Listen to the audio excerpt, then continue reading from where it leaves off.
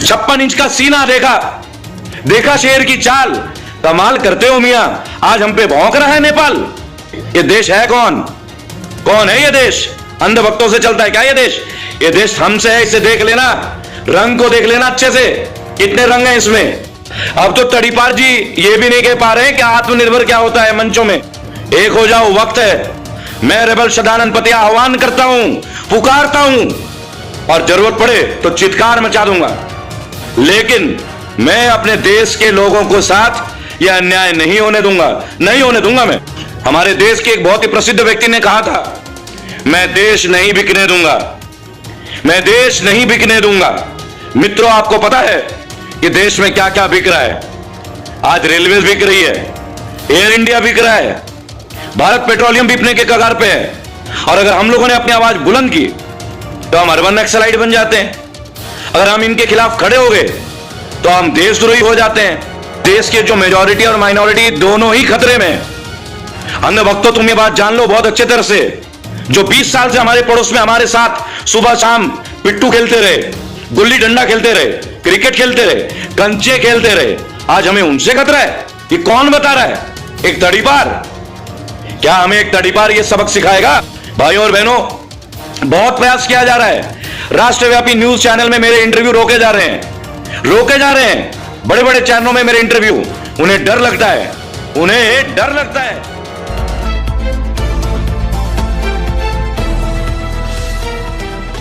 जय हिंद, जय भारत। और बताना चाहूंगा आप लोगों को मित्रों कि बहुत अहम काम चल रहा है इस वक्त। जो देश के हालात हैं वो आपसे छुपी हुई नहीं है। आप देख सकते हैं किस तरह की परिस्थितियां बन रही हैं। आज जो भी सरकार के खिलाफ कुछ कहता है उसे देशद्रोही का दर्जा मिल जाता है। एक तरह से देखा जाए तो यह अवार्ड है। यानी कि अगर आप अपने ही देश के प्रशासनिक खामियों का उजागर करें तो लोगों को लगता है ये तो विद्रोही है। तो मैं बताना चाहूंगा इस मंच के माध्यम से कि हाँ, मैं एक विद्रोही हूं, मैं रेबल हूं। लेकिन रेबल मैं किन के लिए हूं और क्यों हूं? रेबल मैं इसलिए हूं क्योंकि मुझे बुराई सहने की आदत नहीं है। रेबल मैं इसलिए हूं कि मुझे बुरा करना आता नहीं है। और रेबल मैं इसलिए भी हूं, जब मैं देखता हूं लाखों करोड़ों मेरे भाई, मेरे मजदूर भाई, मेरे बहनें, लोअर मिडिल क्लास के लोग जो इस वक्त फ्रस्ट्रेट हो रहे हैं, जो इसलिए ब्लैकमेल किए जा रहे हैं इस वक्त, और मेरे अपने देश के मजदूरों को प्रवासी मजदूर बोल दिया जाता है, तब मेरा कलेजा फटने को होता है। मेरे भाइयों और बहनों, मैं पिछले 3 दिन से लगातार एक मुहिम में हूं और सोमवार को मेरा वीडियो आपको रिलीज होगा शाम को। Monday you will be getting my new video. और उसमें आप देखेंगे ऐसे एक सांसद की करतूत, एक सांसद की नजरअंदाजी, एक सांसद की गैर मौजूदगी अपने सांसदीय क्षेत्र की। और सबसे कमाल की बात है कि दोबारा सांसद बन जाते हैं ऐसे लोग। कहीं ना कहीं दोस्तों, में एक बात और बताना चाहूंगा आपको, आखिर इन्हें सांसद बनाता कौन है? मेरे और आपके जैसा वोटर।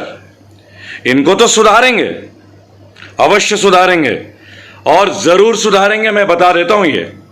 लेकिन उससे पहले हमें भी सुधरना होगा। हमें देखना होगा कि हम इन लोगों को उस मुकाम तक क्यों पहुंचा रहे हैं। भाई, आखिर क्या लक्ष्य है इन लोगों का? ये अपने जेबें गर्म करते हैं। इनकी गलियों में आप जाके देखिए क्या गंदगी है, ये झांकने नहीं आते। सांसद, एमएलए, एमएलसी बनने के पहले हाथ जोड़ जोड़ के आपके घर आते हैं। और दोस्तों, सबसे पहले मैं एक बात और बोलूंगा जो कि बहुत अनिवार्य है। चूंकि मैं अभी बहुत सफर कर रहा हूं, लोगों से मिल रहा हूं, लेकिन मैं कुछ सोशल डिस्टेंसिंग का पालन कर रहा हूं। मैं चाहूंगा आप लोग भी इसका पालन अवश्य करें। सैनिटाइजर्स का उपयोग करें, डिस्टेंस मेंटेन करें, क्योंकि कोई भी रेबेलियन तभी कामयाब है जब हम सेहतमंद हैं।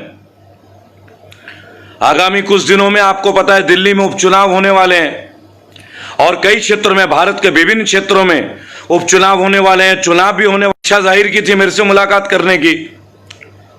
एज ए रेबल मेरा यह धर्म बनता है, मुझसे कोई भी मिलना चाहे मैं अवश्य मिलूंगा। लेकिन ये कोई पार्टी लाइन की बात नहीं है। मैं बताना चाहूंगा ये कोई पार्टी लाइन की बात नहीं है, क्योंकि जब तक आप पक्ष और विपक्ष के लोगों से नहीं मिलेंगे आप गहराई तक नहीं पहुंच सकते। आपको यह इंफॉर्मेशन कौन देता है? सबसे ज्यादा इंफॉर्मेशन विपक्ष के पास होती है।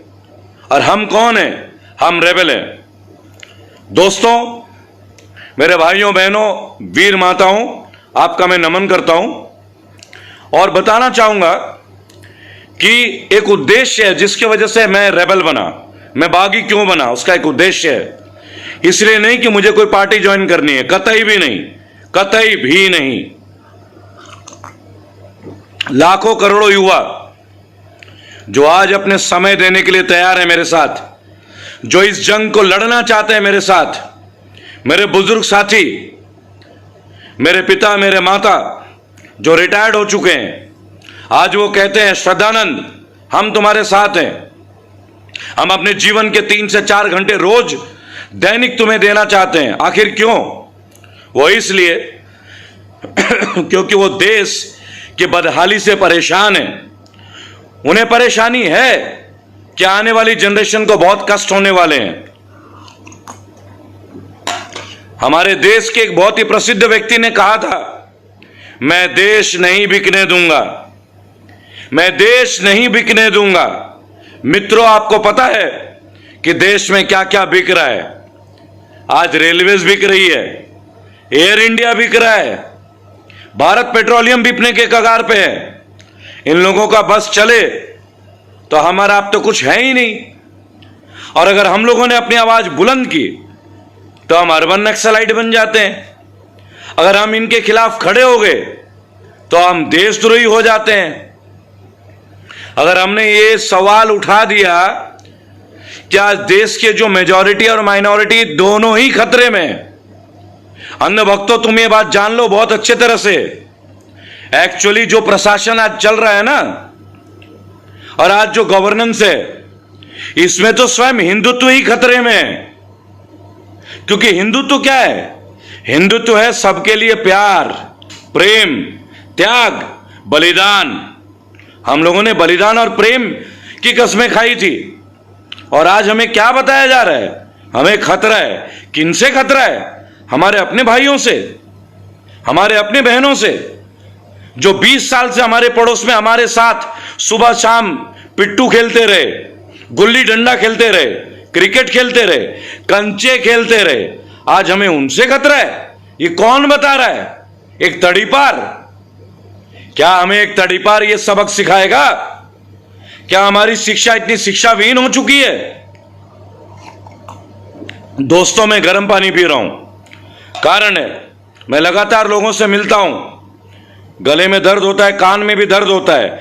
और इस मंच के माध्यम से मैं एक बात बता देना चाहूंगा, जुलाई के अंदर हम आ रहे हैं, रेबेल्स आ रहे हैं पूरे भारत में। भाइयों और बहनों, आप मेरे YouTube चैनल और फेसबुक में जुड़े रहें, क्योंकि इसी माध्यम से मैं आपके साथ बीच आया हूं और इसी माध्यम से मैं आपको अपने साथ ले आऊंगा। बहुत बड़ी तैयारी चल रही है, राष्ट्रव्यापी तैयारी चल रही है। गली गली, नुक्कड़ नुक्कड़ आपका ये बेटा बागी श्रद्धानंद, रेबेल श्रद्धानंद, गली गली, हर तहसील, हर जिले, हर राज्य में मैं आने वाला हूं, आपके बीच आने वाला हूं। आप मुझे बुलाओ, अगर मैं नहीं आया तो आपका जूता और मेरा सिर है। हां, एक बात मैं अवश्य बोलूंगा कि कोरोना है, मैं नियम कायदे मानने वाला व्यक्ति हूं, मैं एक लॉ अबाइडिंग रेबेल हूं और एक लॉ अबाइडिंग सिटीजन भी हूं।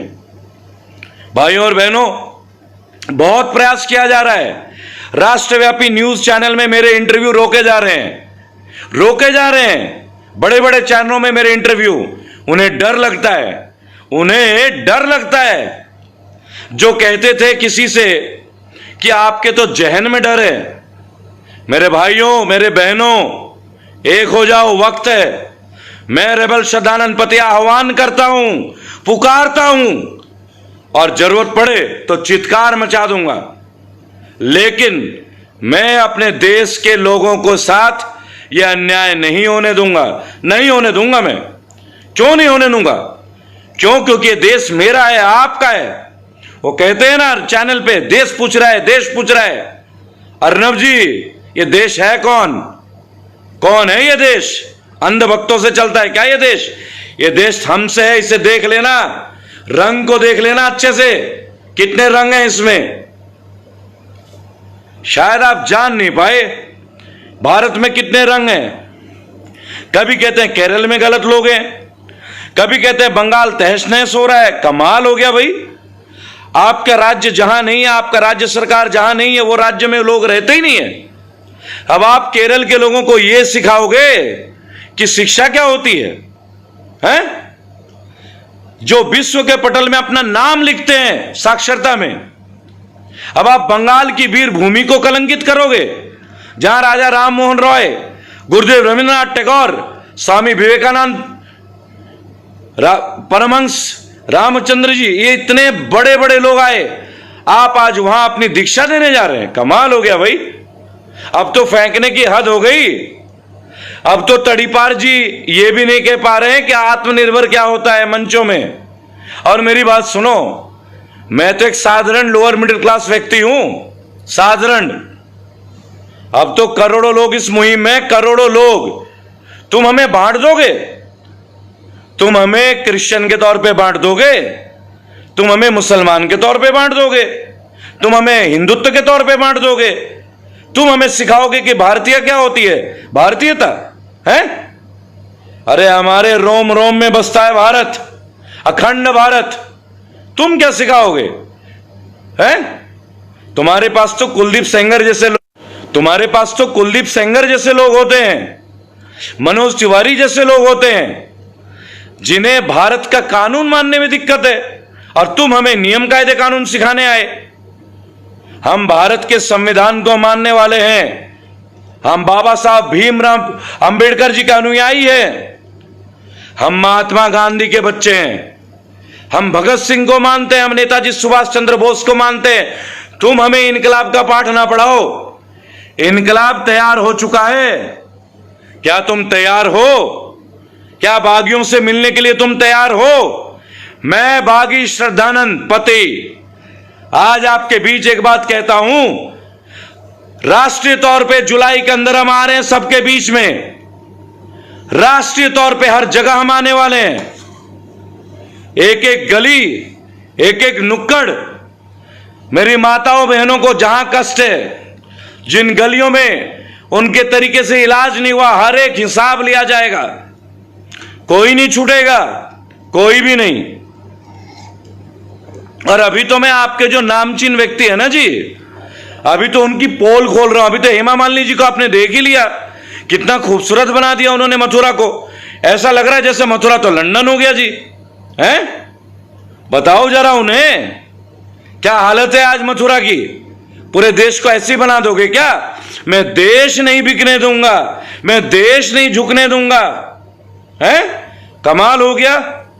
देखो देखो कौन आया, देखो देखो कौन आया, गुजरात का शेर आया।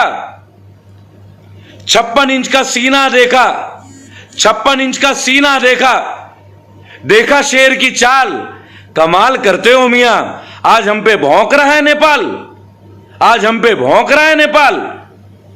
वीरता का पाठ ना पढ़ाओ, अपनी खामियों को ठीक कर लो, सुधार लो। रेबेल आ रहे हैं, जहां जहां चुनाव होंगे इस मंच के माध्यम से मैं बताना चाहूंगा, बंगाल में ममता बनर्जी, बिहार में तेजस्वी यादव जी, कहां बैठे हो आप?